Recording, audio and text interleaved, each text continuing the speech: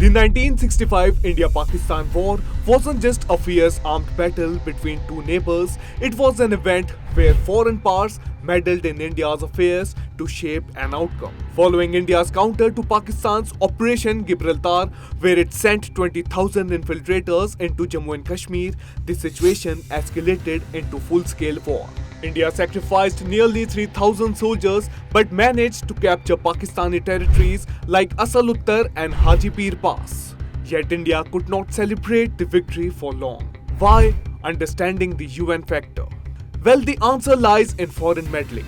Just when India was on the verge of winning, the UN immediately issued a series of Security Council resolutions 209, 210, 211, 214 and 215 calling an immediate ceasefire. On the surface, the ceasefire was to maintain peace, but in reality, it froze the war just when India had the upper hand. Somehow, it showed that the UN intervention was not neutral but was heavily influenced by the United States and the United Kingdom, which had their own interests in the region. What about the United States?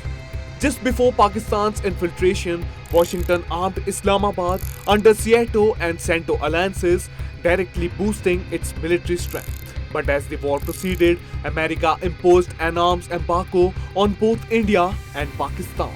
This exposed the Pakistan military's disadvantages, but for India, the impact was limited as the country was not dependent on the US for arms.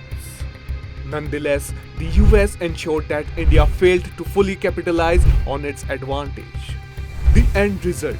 The Tashkent Agreement restored the pre-war boundaries, leaving Kashmir unresolved. The defeated Pakistan soon regrouped for future skirmishes, including the 1971 war. And maybe the Kashmir issue would have been solved too. The 1965 war reminds us of a hard truth. Whenever India edges close to securing its interests in Kashmir, foreign powers step in and forcing peace but leaving the root problem unsolved.